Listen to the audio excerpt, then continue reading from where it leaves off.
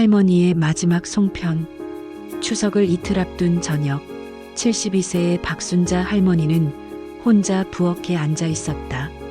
창밖으로는 가을비가 내리고 있었고 오래된 벽시계는 밤 10시를 가리키고 있었다. 할머니는 떨리는 손으로 쌀가루 반죽을 치댔다. 관절염으로 굽은 손가락이 반죽을 다루기 힘들었지만 그녀는 멈추지 않았다. 50년을 이 집에서 송편을 빚어왔다. 처음에는 시어머니를 위해, 그 다음에는 남편을 위해, 그리고 아들을 위해. 올해가 마지막일지도 모르니까. 할머니는 작게 중얼거렸다. 지난주 받은 건강검진 결과지가 서랍 깊숙이 숨겨져 있었다. 폐암 3기. 의사는 6개월에서 1년이라고 했다. 하지만 아들 민수에게는 말하지 않았다.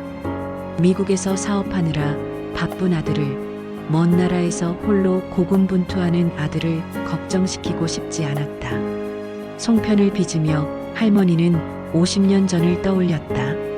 1975년 추석. 22살의 어린 며느리였던 순자는 시어머니 앞에서 송편을 빚고 있었다. 서투른 손길에 송편은 자꾸만 터지고 모양이 일그러졌다. 눈물이 핑 돌았다. 이렇게 못하면 시집살이도 못한다고 시어머니가 뭐라 하실 텐데. 그때 시어머니가 순자의 손을 잡았다. 예상과 달리 따뜻한 손길이었다. 순자야, 송편은 마음으로 빚는 거란다.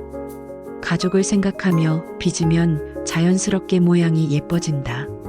서두르지 말거라. 내가 이 집의 며느리가 된 것만으로도 이 어미는 감사하단다.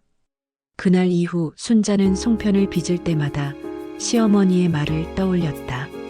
그리고 정말로 마음을 담아 빚으니 송편이 예뻐졌다. 현재로 돌아온 할머니는 완성된 송편을 시루에 담았다. 예전 같으면 큰 시루 가득 만들었겠지만 이제는 작은 시루 하나면 충분했다. 혼자 먹을 것이니까. 남편은 10년 전에 세상을 떠났다. 아들 민수는 15년 전 미국으로 이민을 갔다. 처음에는 1년에 2~3번 왔지만 이제는 2년에 1번도 오기 힘들다고 했다. 사업이 바쁘다고, 비행기 값이 부담된다고. 할머니는 이해했다. 아니, 이해하려고 노력했다. 아들도 자기 가족을 먹여 살려야 하니까. 손주들도 키워야 하니까. 하지만 밤이 되면 외로웠다. 특히 명절이 다가올수록. 전화벨이 울렸다. 아들이었다. 어머니, 올해도 못 갈 것 같아요. 회사에 큰 프로젝트가 있어서. 미안해요. 괜찮다, 민수야. 내일이 중요하지. 건강하게만 있어라. 전화를 끊고 할머니는 한참을 멍하니 앉아 있었다. 그리고 조용히 눈물을 흘렸다. 같은 시각, 미국 로스앤젤레스의 한 사무실. 45세의 민수는 전화를 끊고 책상에 얼굴을 묻었다. 가슴이 미어졌다. 어머니의 목소리가 평소와 달랐다. 더 약하고 더 지쳐 있었다. 그때 책상의 팩스기에서 종이가 나왔다. 한국의 병원에서 온 팩스였다. 민수는 얼마 전 어머니가 다니는 병원에 연락해 건강검진 결과를 보내달라고 부탁해둔 상태였다. 팩스를 읽던 민수의 얼굴이 창백해졌다. 폐암 3기, 6개월에서 1년. 종이가 손에서 떨어졌다. 민수는 주저앉았다. 어머니, 왜 말씀을 안 하신 거예요? 그는 눈물을 훔치고 일어나 아내 수진에게 전화를 걸었다. 여보, 지금 당장 짐 싸. 우리 한국 가야 해. 애들도 데리고. 빨리. 무슨 일이야? 회사 프로젝트는? 프로젝트는 중요하지 않아. 어머니가 많이 아프셔. 지금 안 가면 후회할 것 같아. 수지는 남편의 떨리는 목소리를 듣고 더 묻지 않았다. 알았어. 지금 바로 준비할게. 추석 당일 아침 할머니는 새벽같이 일어나 차례상을 준비했다. 남편의 사진 앞에 송편과 나물, 과일을 정성스럽게 올렸다. 여보, 올해는 우리 둘이서만 지내야 할 것 같소? 민수는 바빠서 못 온대요. 그래도 괜찮소? 당신만 있으면 난 괜찮소. 절을 하고 일어서는데 현기증이 났다. 벽을 짚고 간신히 중심을 잡았다. 요즘 자주 그랬다. 몸이 말을 듣지 않았다. 그때 초인종이 울렸다. 누구실까? 할머니는 천천히 문으로 걸어갔다. 문을 열자 믿을 수 없는 광경이 펼쳐졌다. 아들 민수가 서 있었다. 그 뒤로 며느리 수진, 13살 손녀 지은이와 11살 손자 준호까지. 민수야? 어머니. 민수는 어머니를 끌어안았다. 할머니의 몸이 얼마나 가벼워졌는지, 얼마나 야위었는지 느껴졌다. 민수의 눈에서 눈물이 흘러내렸다. 올해는 꼭 같이 추석 보내고 싶었어요, 어머니. 할머니는 믿을 수가 없었다. 이게 꿈인가 싶어 아들의 얼굴을 쓰다듬었다. 정말 내가 맞구나. 정말. 손주들이 할머니에게 안겼다. 할머니, 보고 싶었어요. 할머니는 손주들을 안고 한참을 울었다. 기쁨의 눈물이었다. 함께 빚는 송편. 아침 식사 후 할머니는 가족들을 부엌으로 불렀다. 송편 빚는 법을 알려줄게. 너희들도 배워야지. 어머니, 제가 도와드릴게요. 며느리 수진이 말했다. 나도 할래요. 지은이가 손을 들었다. 부엌에 4세대가 모였다. 할머니는 떨리는 손으로 반죽을 보여주었다. 이렇게 조금씩 떼어서 손바닥으로 동그랗게 만들고 엄지로 가운데를 눌러서 속을 넣는 거란다. 민수가 어머니의 손을 잡았다. 어린 시절 어머니의 손은 그렇게 크고 따뜻했는데 이제는 이렇게 작고 차가워졌구나. 어머니, 제가 반죽 치댈게요.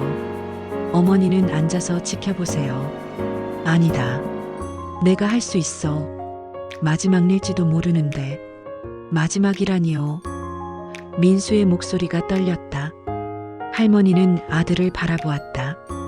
그리고 조용히 말했다. 민수야, 너 알고 있구나. 침묵이 흘렀다. 준호가 할머니의 치마를 잡아당겼다. 할머니, 무슨 말이에요? 할머니 어디 가요? 할머니는 손자를 안았다. 할머니는 조금 아프단다. 하지만 괜찮아.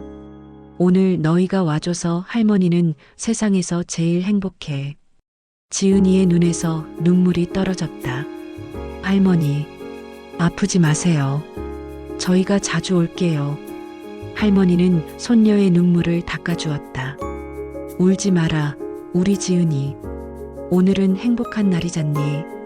자, 이제 송편을 빚어보자. 오후 내내 가족들은 송편을 빚었다. 할머니가 지은이의 손을 잡고 함께 송편을 빚었다. 이렇게 마음을 담아서. 할머니, 이게 맞아요? 그래, 잘했다. 우리 지은이 솜씨가 좋구나. 준호는 반죽을 이상한 모양으로 만들어 모두를 웃겼다. 할머니, 이건 우주선 송편이에요. 하, 그래. 우주선 송편도 좋지. 민수는 어머니 옆에서 서툴게 송편을 빚었다. 어린 시절 이후 처음이었다. 어머니, 제가 송편을 빚은 게 몇 년 만인지 모르겠어요. 그래도 손이 기억하고 있구나. 내가 어릴 때 나랑 이렇게 송편 빚던 게 어제 같은데. 수진도 시어머니에게 송편 빚는 법을 배우며 말했다. 어머니, 제가 미국에서도 이렇게 만들어 볼게요. 아이들한테도 가르쳐 주고요. 할머니는 며느리의 손을 잡았다. 고맙다, 수진아. 내가 우리 민수 잘 돌봐줘서. 완성된 송편은 모양이 제각각이었다. 예쁜 것도 있고 삐뚤어진 것도 있었다. 하지만 할머니는 말했다. 이게 바로 가족이란다. 모양은 다르지만 다 소중하지. 저녁 식사 후 가족들은 마당에 둘러앉았다. 보름달이 환하게 떠 있었다. 할머니는 갓 찐 송편을 하나 집어 민수에게 주었다. 먹어봐라. 민수는 송편을 한 입 베어 물었다. 어린 시절 먹던 바로 그 맛이었다. 눈물이 났다. 어머니. 할머니는 조용히 말했다. 민수야, 어머니가 너무 오래 숨긴 것 같구나. 사실은 몸이 많이 안 좋단다. 의사 선생님이 시간이 얼마 안 남았다고 하셨어. 지은이와 준호가 할머니에게 달려와 안겼다. 할머니 싫어요. 할머니 가지 마세요. 민수가 어머니의 손을 꼭 잡았다. 알아요, 어머니. 병원에서 연락받았어요. 그래서 온 거예요. 이제 제가 곁에 있을게요. 미국으로 돌아가지 않을게요. 뭐라고? 할머니가 놀라서 물었다. 회사 정리하고 한국으로 돌아올 거예요. 어머니 곁에서 남은 시간을 함께 보낼 거예요. 아이들도 한국 학교로 전학시킬게요. 수진이 고개를 끄덕였다. 어머니, 저희가 어머니를 돌볼게요. 이제 혼자가 아니에요. 할머니의 눈에서 눈물이 주르륵 흘러내렸다. 너희들 미안하구나. 어머니 때문에 너희 인생을. 어머니. 민수가 어머니를 안았다. 어머니가 제 인생이에요. 제게 생명을 주신 분이잖아요. 이제라도 제대로 효도하고 싶어요. 늦었지만 늦지 않았다. 민수야. 너희가 이렇게 와준 것만으로도 어머니는 충분하단다.